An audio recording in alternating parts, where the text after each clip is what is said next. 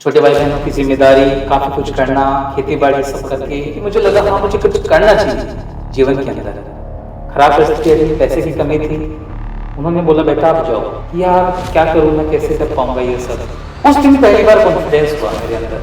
मैं, मेरे छोटे भाई-बहन मिलकर 18 से ज़्यादा एग्ज़ाम क्लियर कर चुके हैं। नमस्कार दोस्तों, ये स्टोरी मेरी है और मैं आप लोगों से शेयर करना चाहता हूँ। ऐसी जगह जहाँ लोग सपने पूरे करना तो बहुत दूर की बात है, सपने देख भी नहीं सकते। और ऐसी मेरी कहानी है कि मेरी कहानी कहाँ से शुरू हुई, जहाँ मैं सपने भी नहीं देख सकता था। सपने देखना तो दूर की बात है, मुझे पता ही नहीं था कि ऐसा सपना भी हम पूरा कर सकते हैं, ऐसा कुछ कर सकते हैं अपने जीवन में, बहुत आगे बढ़ सकते हैं। ये मेरी स्टोरी ऐसी ही थी, मैं आप लोगों से शेयर कर रहा हूँ। एजुकेशन मेरी गाँव से शुरू हुई, 5वीं क्लास किसी एक स्कूल से की, फिर उसके बाद में उसी सरकारी स्कूल से अगले स्कूल में गए, फिर अगले स्कूल में गए, ग्रेजुएशन किया। ये सारी चीज़ें मेरी सरकारी स्कूलों से और कॉलेजों से हुई है। और कहानी भी ऐसी थी, आप जानते हैं गाँव में कैसी परिस्थितियाँ होती हैं, ऐसी परिस्थितियों में पला बड़ा हूँ। और वहाँ तो पता भी नहीं था कि हम जीवन में क्या करना चाहिए, कोई उद्देश्य नहीं था, बस जैसे तैसे करके अपनी ग्रेजुएशन अपनी पूरी की। अब 5वीं क्लास, जैसे कि मैं शहर में नहीं रहा, कभी गाँव में रहा हूँ, तो संसाधनों की बहुत कमी होती है। और वो सारी चीज़ें मैंने देखी है जो एक गाँव में एक व्यक्ति देख सकता है कि किस तरीके से हम जीवन शुरू करना चाहते हैं, कैसे कहाँ तक पहुँच जाते हैं। बहुत अलग होता है गाँव में। गाँव में बहुत कम लोग होते हैं जो अपने जीवन में कुछ अच्छा कर पाते हैं, बहुत कम मौके होते हैं। मेरी फैमिली, पापा पढ़े लिखे नहीं है, मम्मी भी पढ़ी लिखी नहीं है, और भाई बहनों में मैं बड़ा। छोटे भाई बहनों की जिम्मेदारी, काफ़ी कुछ करना, खेती-बाड़ी सब करके कैसे ना कैसे अपनी ग्रेजुएशन पूरी की। अब देखिए ऐसी परिस्थिति में जब मुझे ये भी पता नहीं था कि नॉर्मली कोई अच्छा एग्ज़ाम देके हम कैसे पास हो सकते हैं। छोटे-मोटे एग्ज़ाम्स के बारे में पता था कि कैसे क्या करना है, और गाँव में पैदल चलना पड़ता। ऐसे कोई संसाधन नहीं थे कि हम गाड़ियों में बैठ कर चले जाएँ, या फैमिली इतनी अमीर नहीं थी कि हम सारी अपनी ज़रूरत की चीज़ें पूरी कर सकें।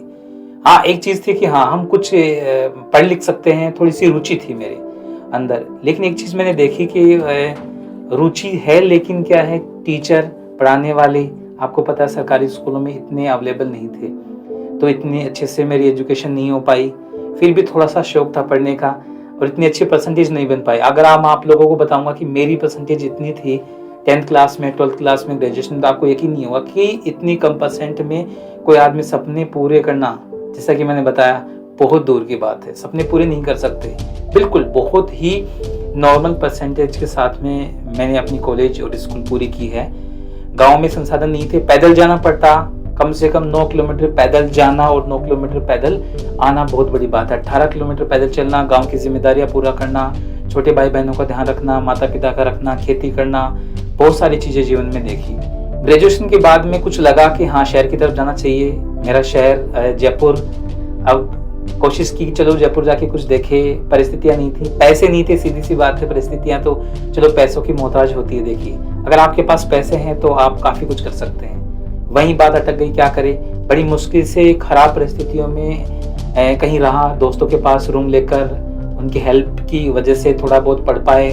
और कभी कभी ऐसी हीन भावना आ गई अंदर कि यार मेरी परसेंटेज नहीं है, मैं इतना पढ़ा लिखा नहीं हूँ, कहने का मतलब इतना नॉलेज नहीं है, शहर में कितने लोग आगे बढ़ते हैं, हम कैसे आगे पहुंच पाएंगे।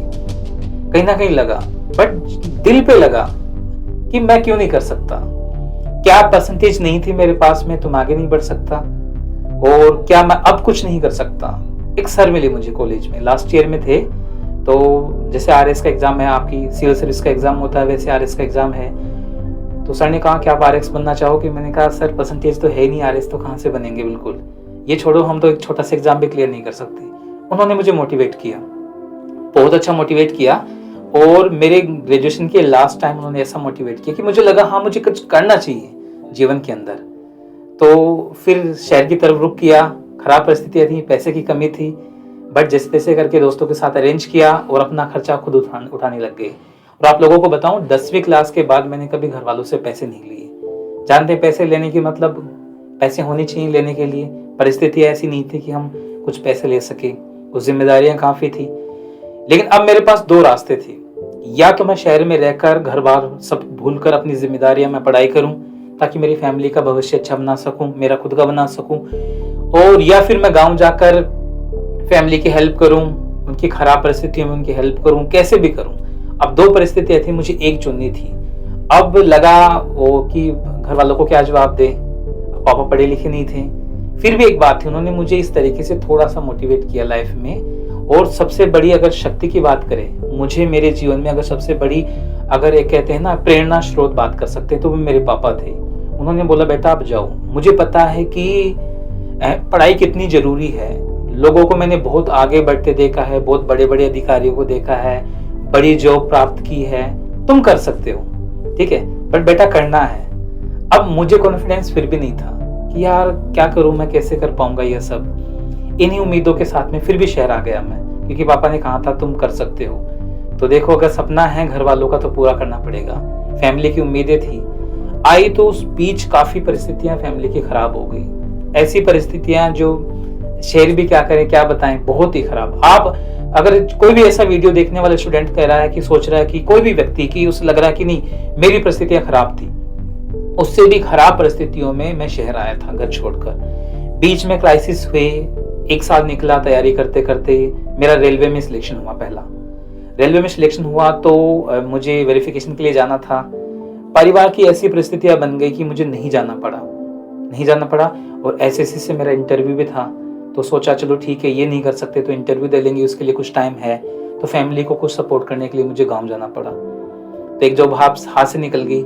जिस जॉब की तलाश कर रहा था कि कुछ मिल जाए, वो जॉब नहीं मिल पाई।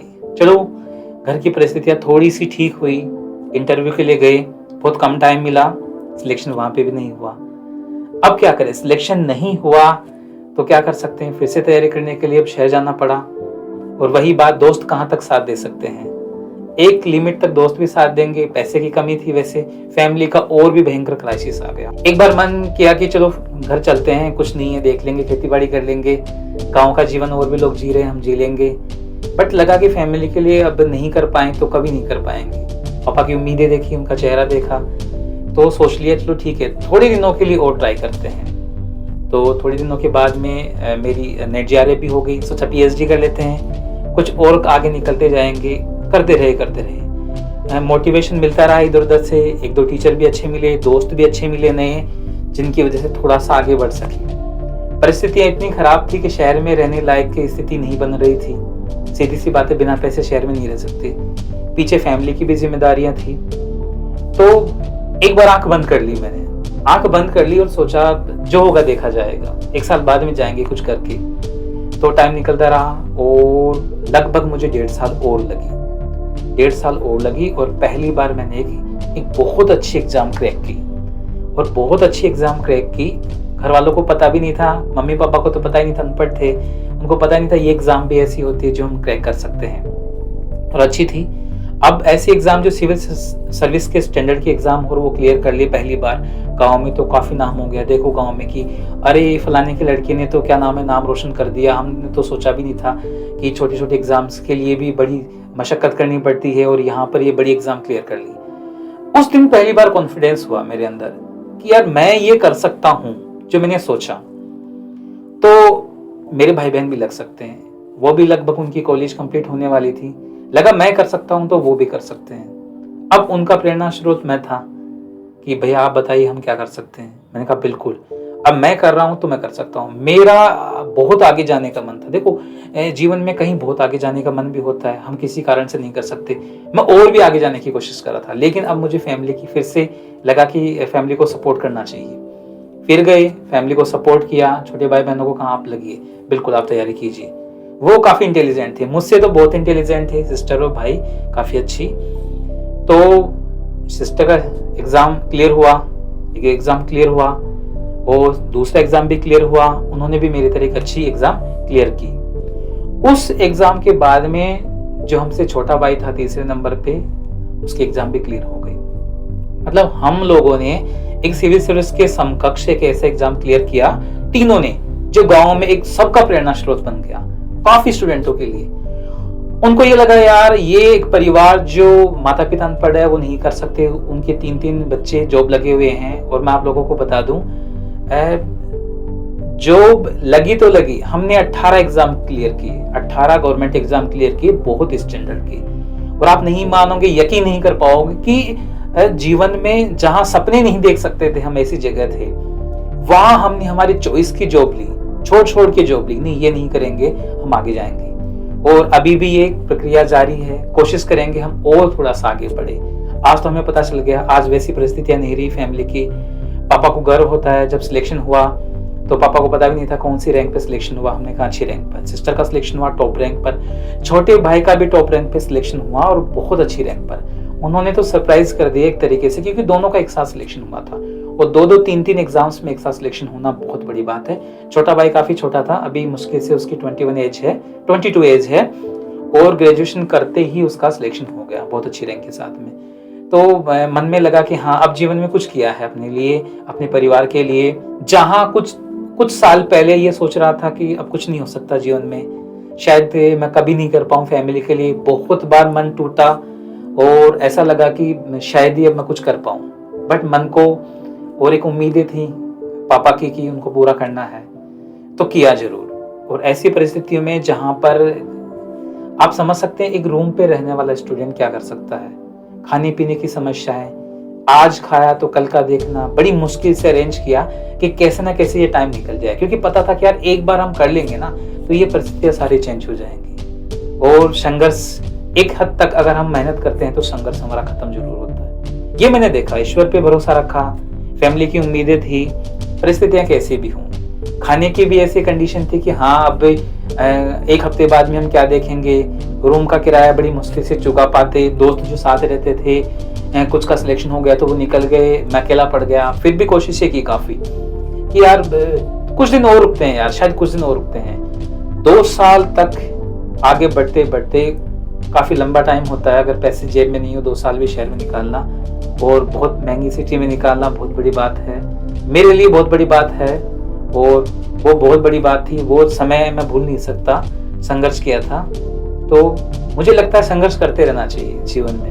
मैं आज भी संघर्ष कर रहा हूँ कुछ और लाने के लिए। जो भी मेरे संपर्क में आए, जो भी मेरे दोस्त लोग थे, आज जो भी स्टूडेंट्स भी हैं और भी हैं खूब सारे, मैं कोशिश करता हूँ उनकी, हमेशा कोशिश करता हूँ कि वो इस चक्कर से ना रुके जिस चक्कर से मुझे बहुत लेट जाकर सफलता मिली। आज लोग सफलता देखते हैं, कितना भी दूर हो नहीं हो सफलता, आजकल एक बार कुछ बनने के बाद में ये नहीं देखते संघर्ष कितना, आज क्या है वो देखते हैं। तो मुझे पता था वो वक्त कैसा है। आज मैं हेल्प करता हूँ और काफी जानकार मेरे दोस्त मेरे, और जो जितनी लोगों की मैं हेल्प कर सकता हूँ मैंने हेल्प की हमेशा, और वो बहुत आगे निकले हैं, कुछ मुझसे भी बहुत आगे निकल गए हैं। सबसे बड़ी खुशी की बात है कि आज देखकर मुझे खुद गर्व होता है। कभी मेरे माता पिता को गर्व होने लग गया, कभी मुझे अब खुद गर्व हो रहा है कि मैं हेल्प कर पा रहा हूँ। क्योंकि परिस्थितियां खराब होती है तो देखो हमें बहुत कुछ सिखा के जाती है दोस्तों, सिखा के जाती है, काफी कुछ सीखा है लाइफ में। और आज आप लोगों से मैंने शेयर की, शायद जैसी भी तरीके से शेयर की, आई थिंक आप लोगों को कुछ लगेगा मेरी जो भी लाइफ में कैसी चीजें आई हैं वो सबकी लाइफ में होता है। क्या पता किसी की लाइफ मुझसे ज्यादा खराब रही हो, बट हिम्मत नहीं हारनी। एक चीज सीखी थी, हिम्मत नहीं हारनी, कुछ भी हो जाए। वो परिस्थितियां जब ऐसा लग रहा था यार आज कम खा लेंगे कल का देखेंगे, थोड़ा सा एग्जाम पास आने वाली है। एक बार तो ऐसा हुआ कि एग्जाम के 20 दिन बाकी थे और कंडीशन ये थी कि अब छोड़ के जाना पड़ेगा, सब कुछ खर्चा वर्चा कोई देने वाला नहीं था, परिस्थिति ऐसी हो गई कि अब छोड़ के जाना पड़ेगा।